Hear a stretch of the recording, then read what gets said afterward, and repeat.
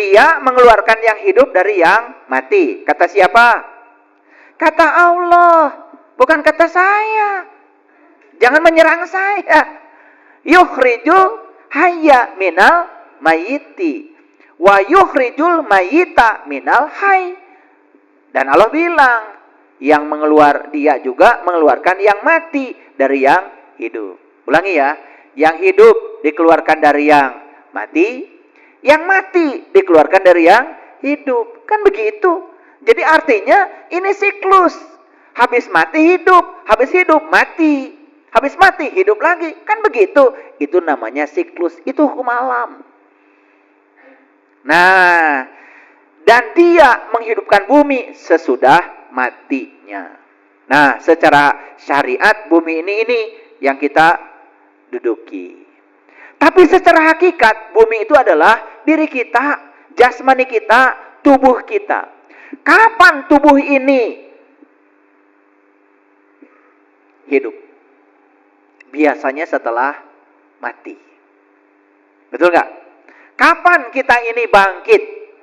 Biasanya kan setelah mengalami berbagai peristiwa yang menyusahkan. Betul nggak? Ada orang susah sekali ekonominya. Karena dia melihat kesusahan itu sebagai tantangan, dia bangkit. Betul nggak? Dia bisnis ini, bisnis itu. Coba tanya, orang-orang yang hari ini menguasai ekonomi, bisa jadi dia pernah mengalami kehancuran ekonomi. Itu namanya yang hidup dikeluarkan dari yang mati dikeluarkan dari yang hidup. Begitu hidup. Sesungguhnya awal agama itu adalah makrifatullah, mengenal Allah. Kesulitan itu ada apa tidak ada?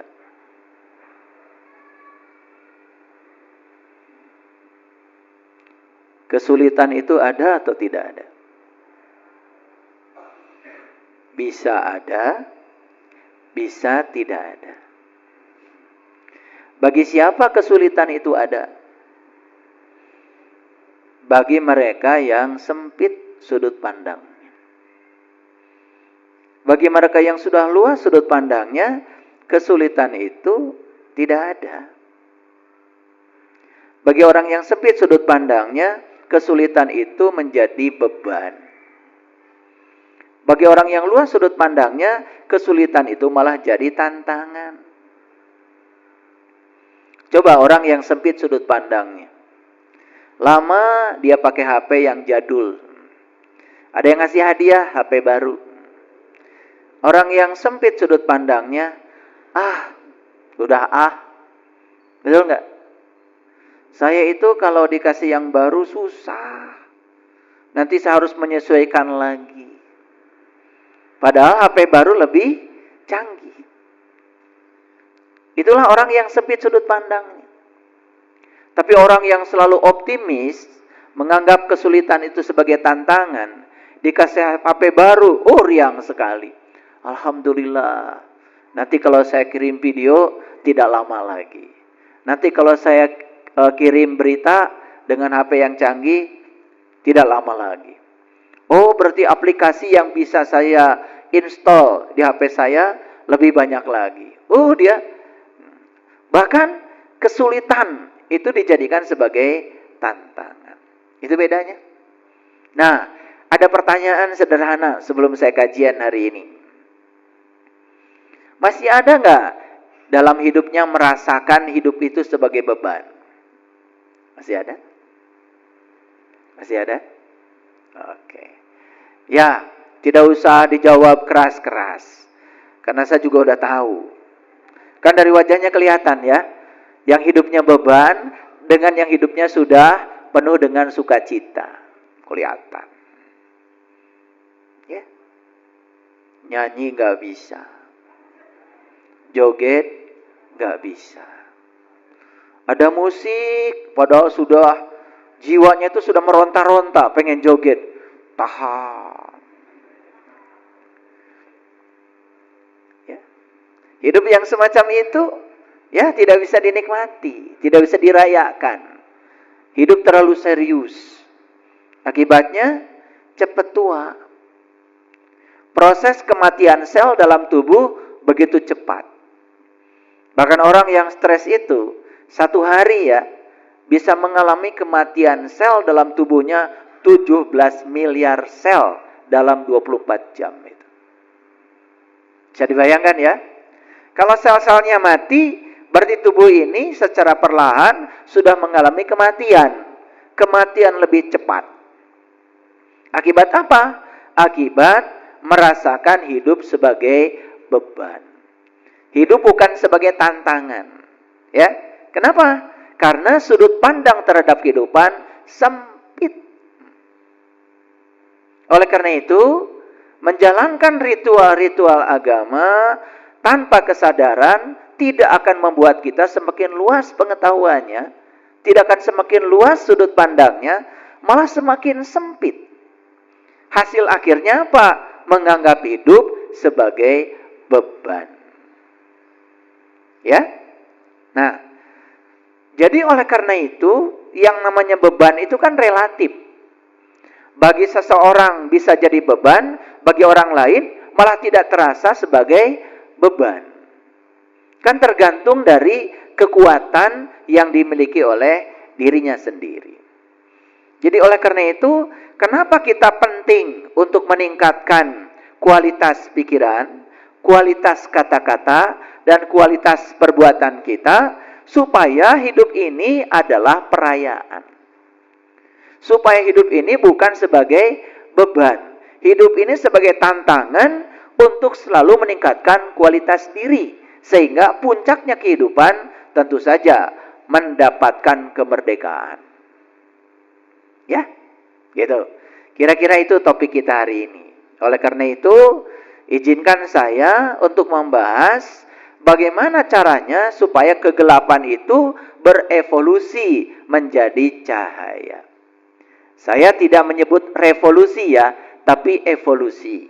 Kalau evolusi berarti tahap demi tahap. Ya. Jadi tidak perlu khawatir ketika kita berjalan lambat, yang penting terus-menerus berjalan. Ulangi ya, tidak perlu khawatir kita berjalan lambat, yang penting terus-menerus berjalan.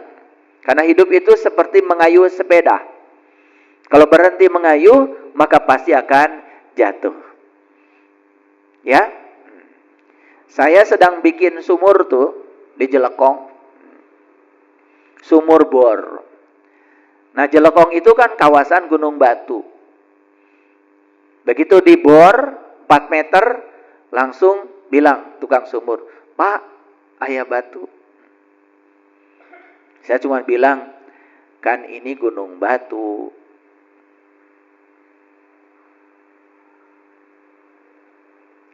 Terus saya bilang, "Mau pindah? Apa kalau pindah kamu punya jaminan di tempat baru itu tidak ada batu?" Udah terang, Pak. Nah, karena tidak tahu, sudah cari alat berapapun harganya, saya beli, nggak apa-apa. Sudah, langsung saja, teruskan saja. Baru 7 meter, ketemu lagi sama saya, "Pak, ada batu lagi." Kan ini gunung batu, nggak apa-apa. Terus 9 meter ada batu, 14 meter ada batu. Belum ketemu air kan? Bayangkan ya, kalau kita ketemu batu berhenti, pindah ke tempat lain. Ketemu batu lagi berhenti, pindah ke tempat lain. Bisa jadi kita menghabiskan banyak uang, umur, betul nggak? Waktu dan air yang dicari tidak ketemu. Sebulan setengah akhirnya bikin sumur, dan sekarang air bening dari sumur itu sudah keluar. Sorak semuanya. Pada kedalaman 40 meter. Padahal di kedalaman 37 meter belum ketemu air, hampir saja ini tukang sumur berhenti. Nah, kita itu sering berhenti di saat kesuksesan hampir datang menjelang, karena kita tidak punya sudut pandang yang luas. Berbeda sedikit dengan pasangan, bukan diteruskan, malah berpikir cari yang baru. Sama seperti bikin sumur, mual angges-angges. Gak akan beres-beres.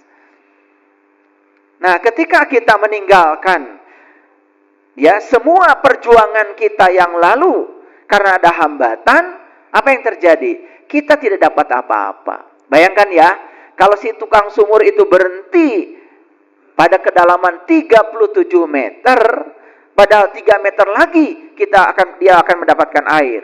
Kan dia juga tidak dapat bayaran dari saya. Betul nggak? Itulah gambaran kehidupan kita. Kita itu sering sekali berhenti di titik di mana yang kita cari hampir ketemu. Kadang-kadang kita sering berubah dengan apa kata orang tentang diri kita. Baru saja orang bilang ini itu, langsung sudah mundur, mengkerut. Kapan kita akan menjadi seorang pemberani kalau kita tidak berhadapan dengan situasi yang menakutkan? Karena keberanian itu hanya akan muncul kalau kita bisa melewati situasi yang menakutkan. Yang penakut selamanya akan penakut. Makanya saya sering mengatakan, hanya orang yang berani tersesat yang tidak akan tersesat dalam hidup ini. Coba yang takut tersesat, kan nggak kemana-mana.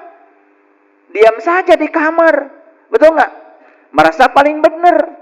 Lalu tidak mau mendengar pengetahuan baru dari orang lain. Ya tersesat selamanya. Coba kalau keluar dari kamar. Gak apa-apa tersesat. Kan bisa nanya orang. Betul gak? Yang penting keluar dari kamar. Tersesat itu hanya terjadi apabila kita keluar dari kamar. Betul gak? Kalau diam di kamar kan tidak pernah mengatakan kita tersesat.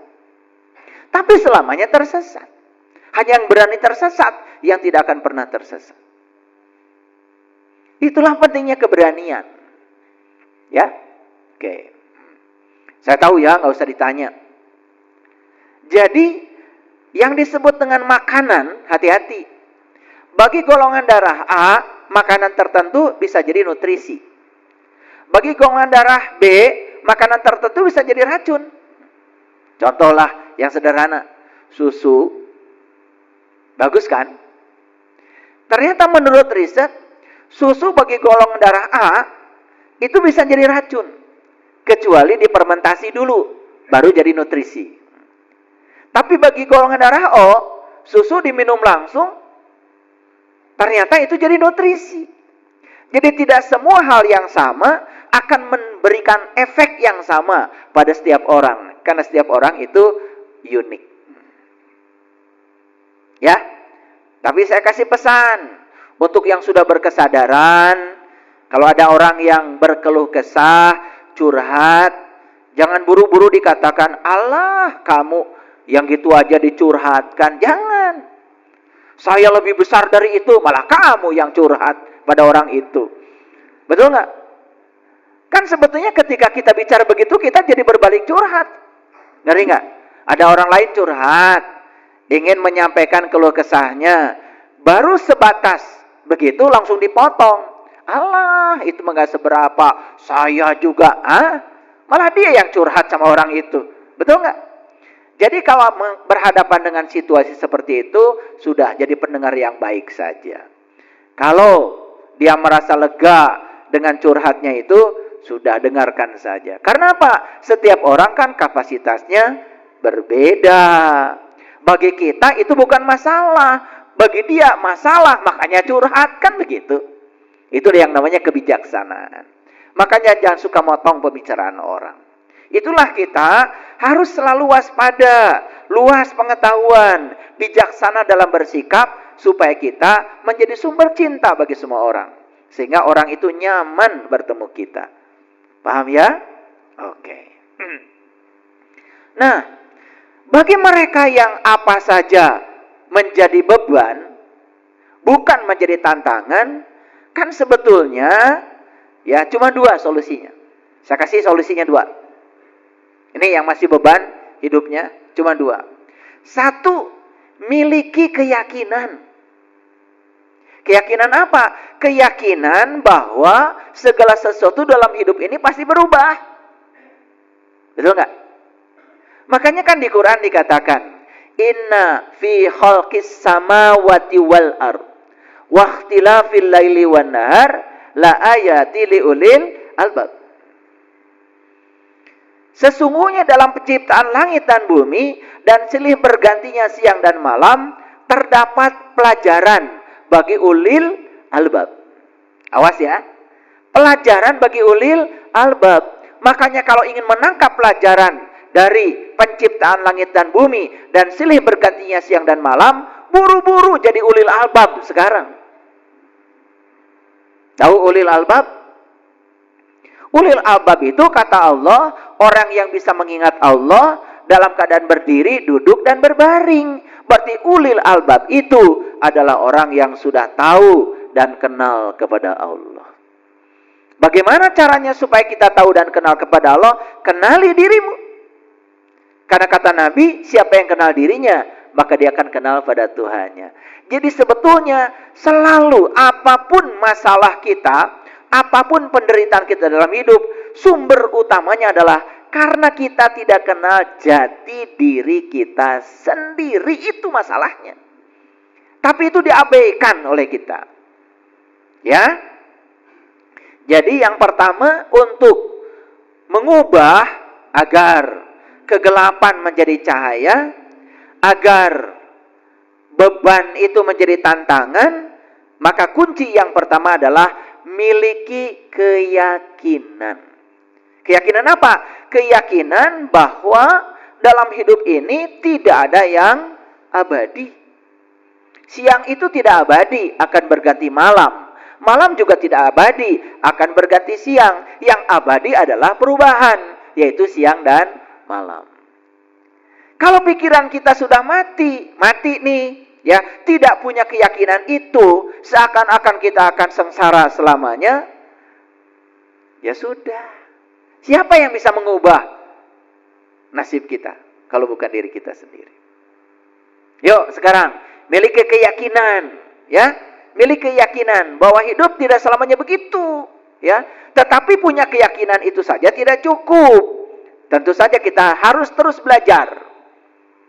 Yang kedua, nih solusi yang kedua apa?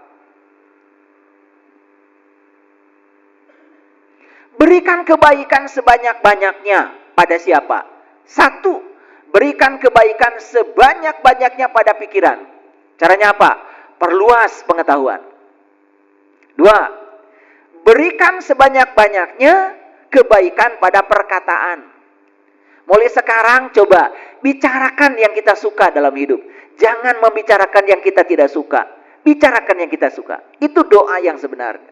Dan yang ketiga, berikan kebaikan sebanyak-banyaknya pada perilaku kita. Ini, kalau kita menjalankan yang dua ini, ya Allah. Saya sudah cukup berpengalaman dengan ini, ya. Ternyata kegelapan pun secara perlahan akan berevolusi menjadi cahaya. Kan bagi orang kreatif, betul? Sampah saja bisa menjadi sebuah hiasan yang bagus. Sampah itu kan kegelapan. Ketika dengan kreativitas diubah, ya, secara kreatif menjadi menjadi kerajinan yang menakjubkan. Jadi sebetulnya di semesta ini, ya, tidak ada yang konstan, tidak ada yang statis, semuanya dinamis, terserah kita sendiri. Nah, mau menjadikan kesulitan sebagai beban, atau menjadikan kesulitan sebagai tantangan. Itu pilihannya ada pada diri kita. Pilihannya ada pada diri kita. Oke. Saya kasih ilustrasi sederhana ya. Kalau saya memasukkan garam 1 sendok pada air 1 gelas, kemudian diaduk, apa yang terjadi? Asin. Bisa nggak kita mengambil lagi yang 1 sendok itu dari air 1 gelas itu? Bisa? Susah. Nah, gimana caranya supaya tidak terasa asin? Gimana caranya? Tambah lagi airnya. Tambah lagi airnya. Tambah lagi airnya. Tambah lagi airnya. 1 drum airnya ditambahkan. Masih asin? Apakah yang 1 sendok dari air itu kita keluarkan? Tidak. Yang 1 sendok tetap tinggal dalam air. Tapi sekarang airnya ditambah. Apa yang terjadi? Karena ditambah airnya, yang 1 sendok tidak terasa asin lagi. Seperti itu beban hidup bagi orang. Maaf ya, ekonomi susah, badan sakit-sakitan, ya, rumah tangga banyak konflik, dengan orang lain juga banyak konflik, negatif semua hidupnya. Persis seperti garam 1 sendok, nggak bisa dikeluarkan, nggak bisa, karena itu karmamu, itu datamu, nggak bisa dikeluarkan. Yang bisa dilakukan adalah tambah air, tambah air, tambah air. Jadi yang bisa dilakukan adalah menambah kebaikan. Tambah kebaikan pada pikiranmu. Ngaji kesadaran. Kayak gini. Ya. Jadi sesekali ngaji itu ngaji kesadaran. Ya. Saya tidak merendahkan yang ngaji ngapalin ini, ngapalin itu, baca ini sekian kali, nanti utang lunas. Ya terserah itu kalau percaya. Betul nggak? Malah terlalu banyak baca itu bukan nggak lunas, bukan utang lunas. Malah yang terjadi utang tambah banyak, kan nggak kerja. Betul nggak? Kan aneh. Betul nggak? Baca ya rojak 1 juta kali. Ya, tambah nggak kerja. Malam nggak tidur, besok mau kerja pusing, kelayangan. Betul nggak? Memangnya duit itu punya kaki? Kan nggak punya. Uang itu harus dijemput dengan tangan kita. Betul nggak? Kalau ingin banyak uang, 1, jemput uang itu karena nggak punya kaki. Yang kedua, belajar berbagi, belajar memberi. Uang akan datang. Karena rezeki itu seperti ayam. Kalau ayam dikejar, mau ditangkap, susah. Tapi kalau kita menabur beras, ayam datang. Kayak gitu. Jadi kalau kita kesulitan selama ini, 1, tanya dirimu. Jangan-jangan itu rezeki yang Allah titipkan padamu hanya untuk dirimu sendiri. Lupa berbagi kepada orang lain. Bahkan untuk diri sendiri saja, pelitnya auzubillah. Hidup kayak gitu, gak bisa dinikmati. Jangan dikira loh, orang yang mengumpulkan rezeki itu dikira bahagia. Tidak. Ya. Bahkan rezeki banyak bagi orang yang sempit sudut pandangnya malah jadi neraka. Tapi rezeki banyak bagi orang yang luas sudut pandangnya jadi surga.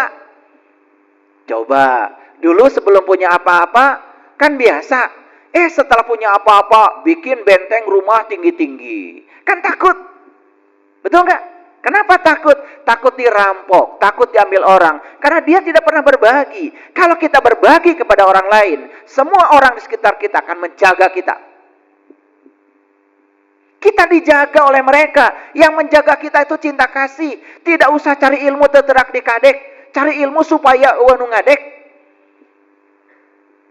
Itu yang namanya ilmu sakti itu. Jadi kesaktian itu adalah kebaikan kita. Karena kebaikan yang akan menjaga kita. Gak usah pakai pengawal. Gak usah pakai ngiung-ngiung. Gak usah. Gak usah. Semua orang di semesta ini sama pentingnya kok. Sama pentingnya. Jangan merendahkan orang. Jangan karena kita jabatannya tinggi merasa lebih penting dari orang lain. Gak ada pejabat kalau gak ada rakyat. Pagi-pagi semua orang juga sama ingin ke kantor. Sama pentingnya. Yang ke pasar sama pentingnya walaupun jualan. Bahkan bagi saya, orang yang tidak baik pun dibutuhkan oleh semesta ini. Betul nggak? Bagaimana kita bisa menjadi orang baik kalau tidak ada mereka? Bukankah kelihatan kita sebagai orang baik ketika kita bisa baik pada mereka? Kalau merekanya tidak ada, kita pun tidak bisa menguji seberapa baik kita. Betul atau tidak? Maka terima semua orang itu apa adanya. Jangan merasa diri lebih penting dari orang lain.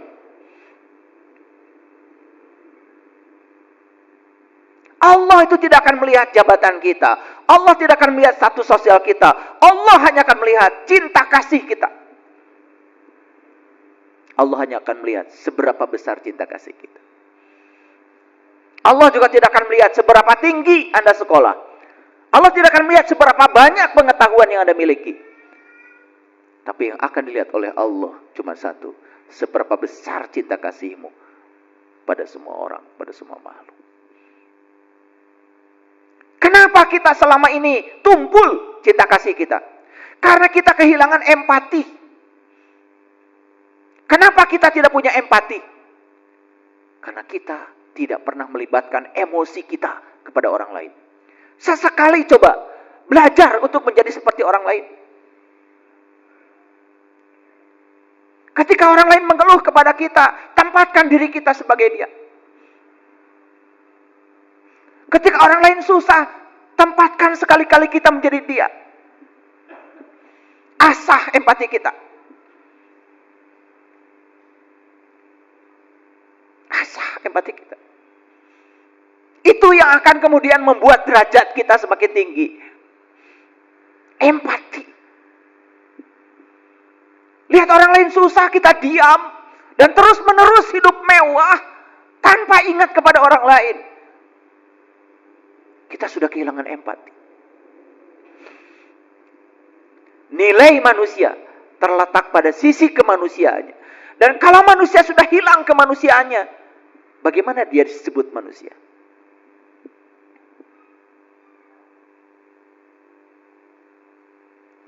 Bahkan berani merendahkan orang lain, berani menghina orang lain, mencaci maki orang lain. Ya Allah, HP ini hadirin terlalu sering digunakan untuk menghujat, rusak HP-nya. Kalau nggak jatuh. Jadi kalau lihat HP nggak mulus, itu jangan-jangan HP-nya terlalu banyak dipakai untuk menebarkan energi negatif itu. Ini hukum alam. Makanya kalau lihat orang perilakunya seperti apa, lihat aja sekarang HP-nya. Bonyok-bonyok HP-nya, itu pasti ada masalah. Saya ngomong, benar loh, serius ini. Karena saya mengamati. Apapun barang, kalau dijaga dengan cinta kasih, dia tidak akan rusak. Sama seperti tubuh kita.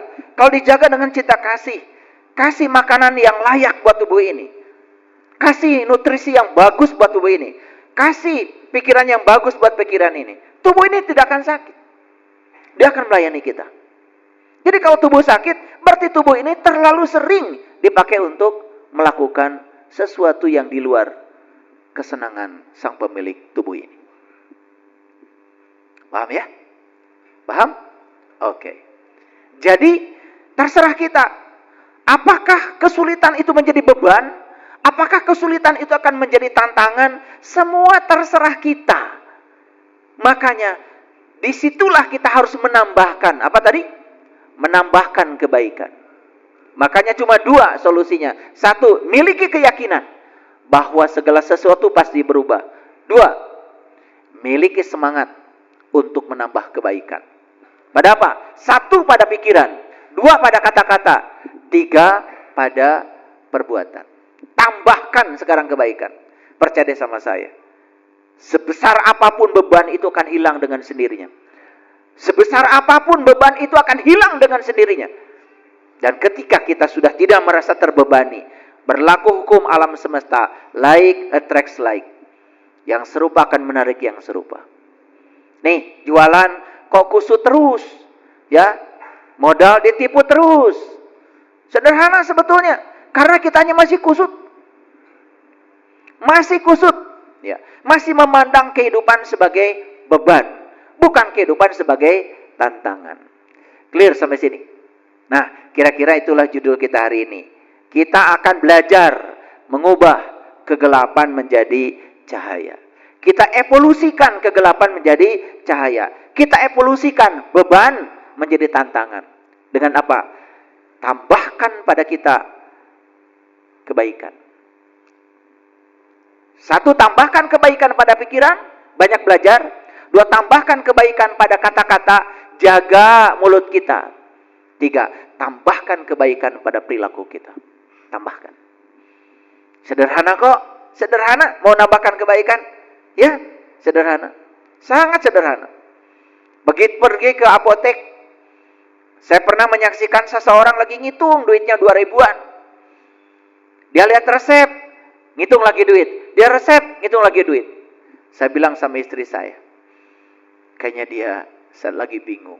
Dah, ambil resepnya. Saya bilang, ambil resepnya. Mohon maaf ibu, boleh nggak resepnya dipinjam? Dah, sampai keluarlah tuh. Sekian harus bayar. Bayar. Begitu mau pulang, obatnya sudah diterima. Jangan nanggung kalau nolong orang. Kasih ongkos. Nangis tuh meluk saya, meluk istri saya. Dia tidak menyangka akan ada kejadian seperti itu. Coba, bisa nggak merasakan kebahagiaan saya saat itu? Uang saya tidak seberapa dibandingkan kebahagiaan yang saya lihat dari sorot matanya orang itu. Dia mau ngasihkan uang 2.000-an pada saya. Aduh, kamu ibu mangga canak.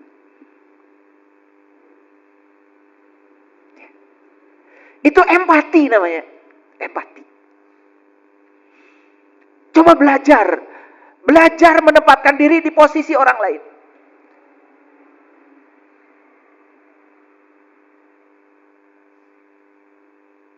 Itu hadir. Belajar. Asah diri ini, asah. Kalau kita dapat berkah, rezeki berlimpah, hati-hati, bukan untukmu. Itu titipan dari Allah, titipan. Akan dihadirkan orang-orang yang datang kepadamu untuk minta tolong.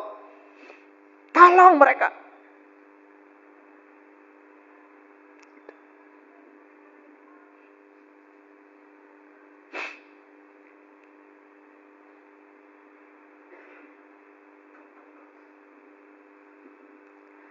Jadi semua manusia itu sesungguhnya mewarisi benih cahaya. Namun benih itu ada yang jatuh di pinggir jalan, ada yang jatuh di bebatuan, ada yang jatuh di semak belukar, ada juga yang jatuh di tanah yang subur. Jadi kita ini sebetulnya datang ke semesta ini dikasih benih, diwarisi benih, namanya benih cinta kasih. Semua kita ini dikasih benih cahaya. Kenapa? Ketika Allah sudah selesai menciptakan tubuh ini, yang Allah tiupkan ke dalam diri kita adalah ruhku, bagian dari dirinya, yang maha welas, maha asih, maha gagah, maha luas, maha lembut, melekat di situ. Jadi semua kita tentu mewarisi benih itu. Siapapun, tanpa kecuali, bangsa manapun, suku manapun, Allah maha adil. Semua kita adalah hambanya Allah. Kalau kita mau menghambakan diri kepada Allah, siapapun itu, gak peduli, ya, turunan siapa, gak peduli. Kalau kita mau memuliakan diri kita, kita akan dimuliakan oleh Allah. Yuk, sekarang tanya, benih itu oleh kita ditanam di mana? Jangan-jangan benih itu ditanam oleh kita di pinggir jalan, kesapu sama mobil, hancur berantakan benih itu. Atau benih itu oleh kita ditanam di bebatuan, akarnya tidak menghunjam ke bawah, tidak tumbuh menjadi tanaman yang subur. Atau benih itu ditanam oleh kita di semak belukar. Apa yang terjadi? Benihnya tidak tumbuh, semak belukar yang tumbuh mati. Karena apa? Tertimbun oleh pertumbuhan semak belukar. Hadirin, kalau benih itu kita tanam di tanah yang subur, kita tempatkan di tanah yang subur, dia akan menjadi benih yang istimewa. Dia akan menghasilkan buah.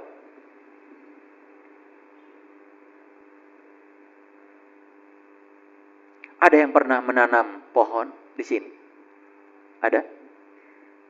Siapa? Acungkan tangan. Nanam pohon apa? Pak Yos? Mangga? Mangga. Sudah berbuah? Belum. Ada yang sudah nanam pohon dan berbuah? Nanam pohon apa? Pohon? Nangka. Sudah berbuah? Sudah. Nanam pohon nangka, buahnya nangka.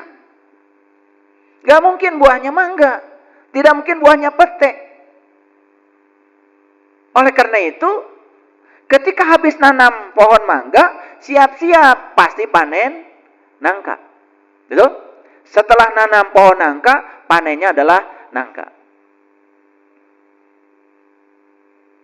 Diambil tuh, begitu tua diambil. Begitu tua diambil. Begitu tua diambil. Begitu tua diambil, lama-kelamaan habis nggak buah nangka? Habis. Seperti itu. Kalau kita nanam sesuatu, nanam kebaikan, siap-siap kamu akan panen kebaikan. Kalau kamu nanam keburukan, kamu juga akan panen keburukan. Makanya saat panen, tanggung jawab. Ini buah tanaman saya. Petik aja terus. Petik terus. Petik terus. Lama-kelamaan habis. Betul atau tidak? Jadi semua yang terjadi dalam kehidupan kita hari ini, itu adalah buah yang sedang kita panen akibat kita yang menanamnya. Belajar bertanggung jawab. Dan kita tidak mungkin menghindari. Saya menanamnya nangka. Saya pengennya durian. Gak mungkin. Gak mungkin. Nah itulah ketidakpuasan dalam hidup selalu lahir dari keinginan. Ulangi ya. Ketidakpuasan dalam hidup selalu lahir dari keinginan. Selalu tidak puas pada orang. Kenapa? Kita ingin setiap orang seperti yang kita mau. Begitu orang tidak seperti yang kita mau, kita tidak puas. Lalu menolak orang itu. Betul apa tidak? Mau sampai kapan? Keinginan itu gak ada akhirnya hadirin. Gak ada akhirnya. Yuk, sekarang kita tanya. Kita tanya ya. Jujur ya. Nah, kita diwarisi benih cahaya. Kita diwarisi benih cinta kasih oleh Allah saat kita datang ke semesta ini. Tumbuh apa tidak benih itu? Tumbuh apa tidak?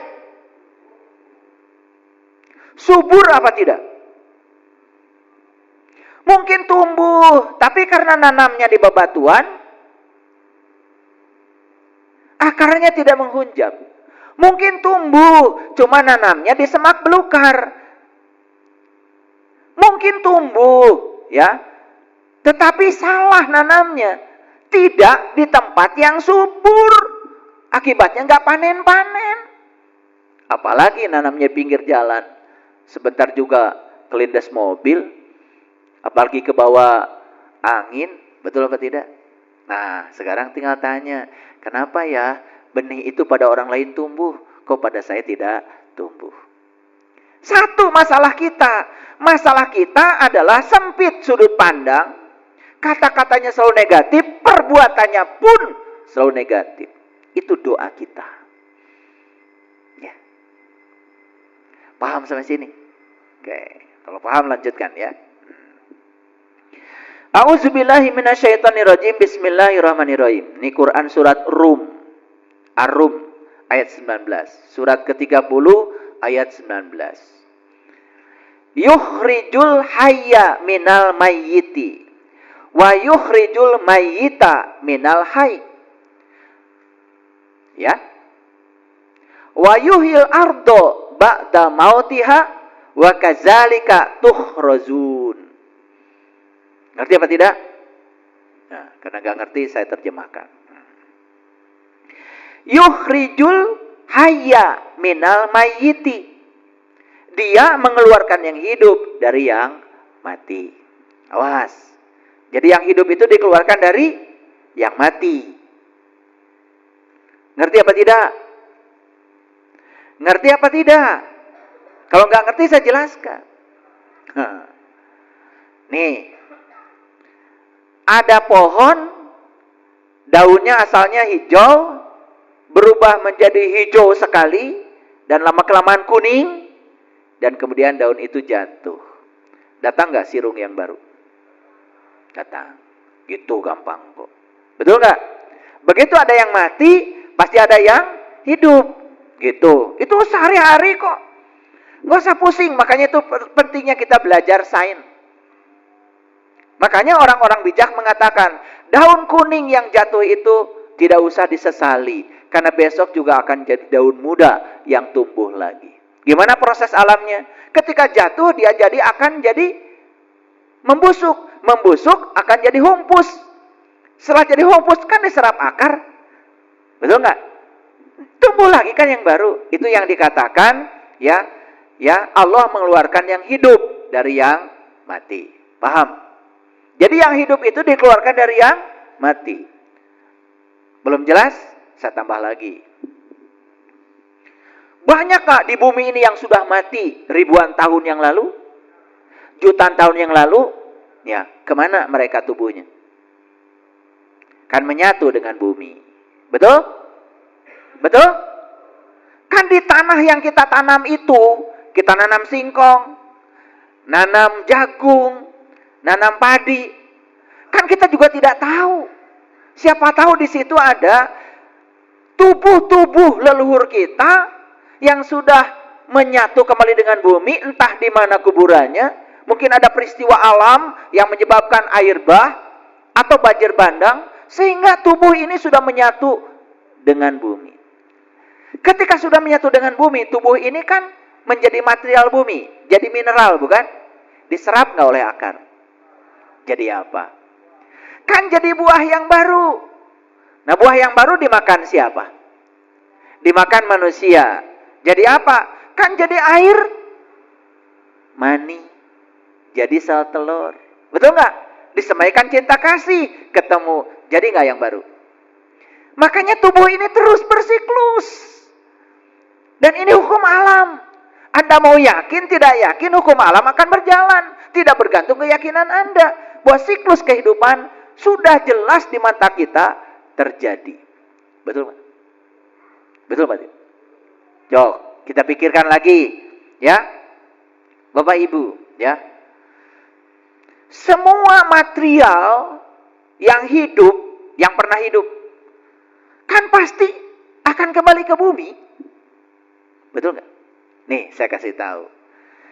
Tubuh kita ini sama nggak dengan tubuh orang tua kita? Sama. Kan tubuh ini satu sel dari ayah, satu sel dari ibu.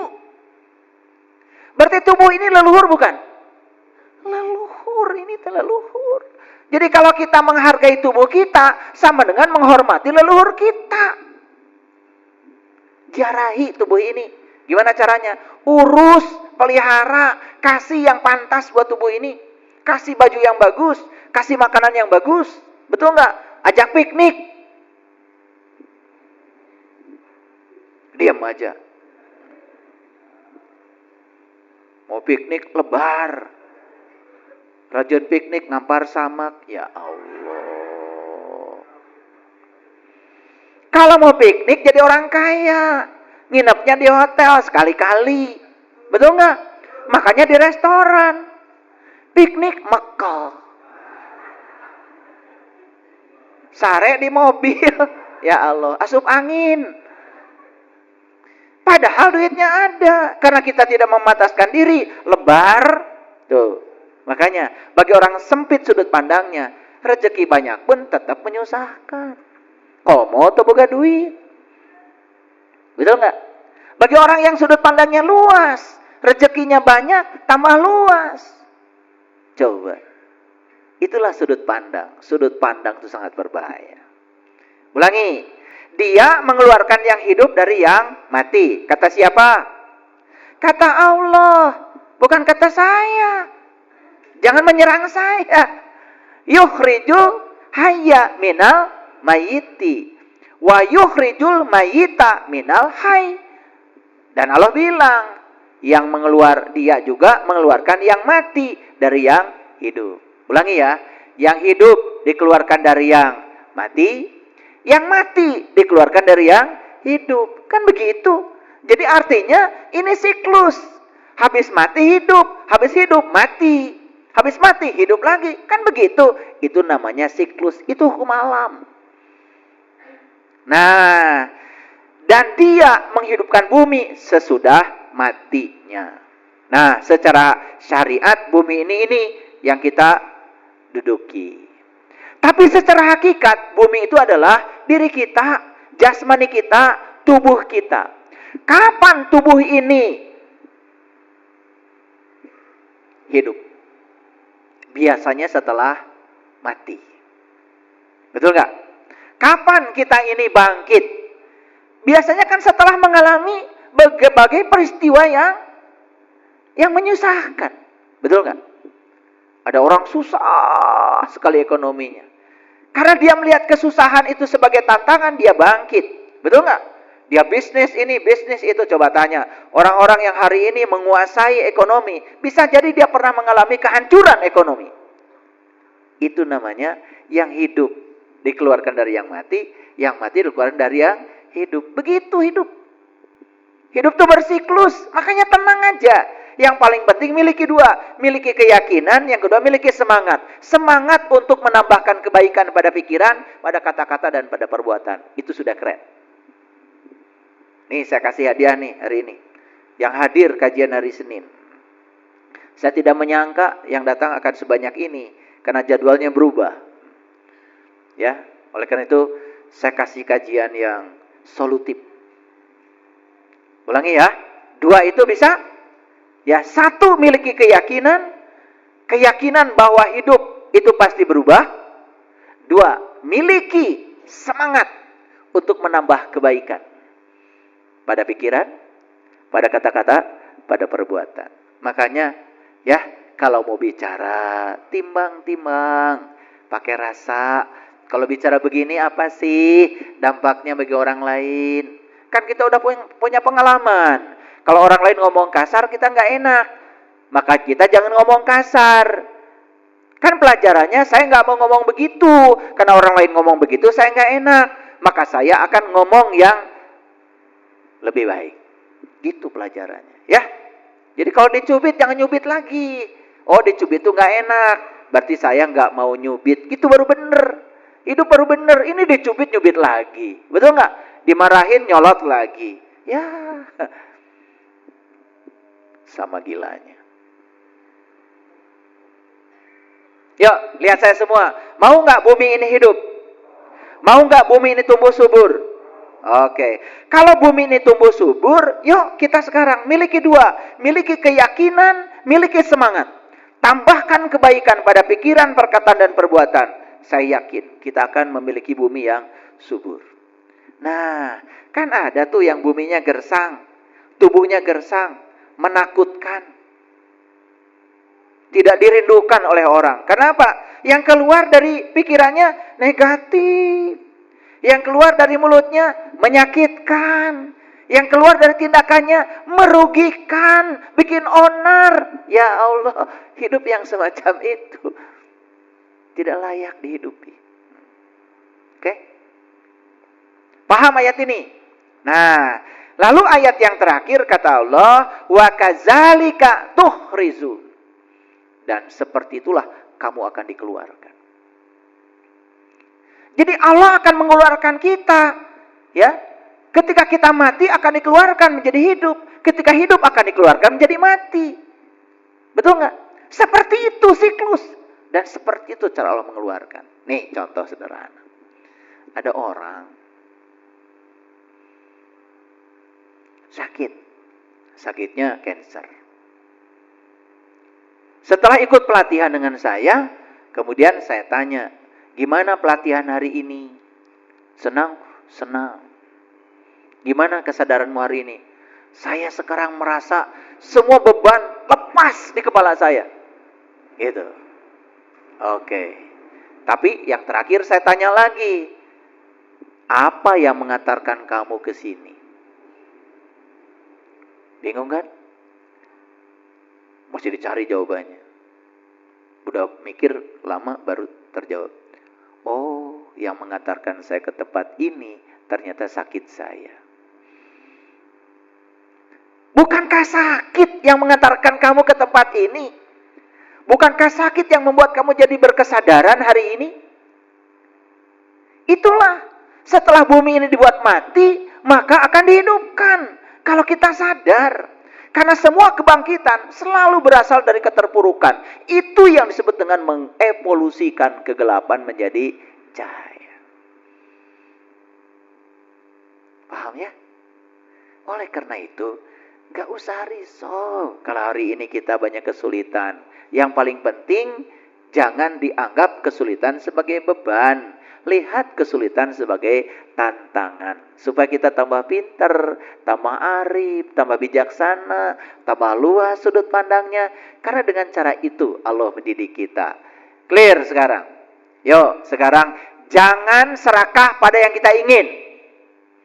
Jangan menolak yang tidak kita ingin. Dua-duanya bagus bagi kita kalau kita bisa mengolahnya dengan sudut pandang yang tepat. Sampai sini paham? Paham apa tidak? Kalau nggak paham, acungkan tangan boleh. Kalau nggak ngerti, saya ulang. Sampai ngerti. Keluar dari sini, kesadaran kita harus berubah. Stop serakah pada yang diinginkan. Stop menolak yang tidak diinginkan. Terima dua-duanya dengan cara yang sama. Wajah kita akan bersinar.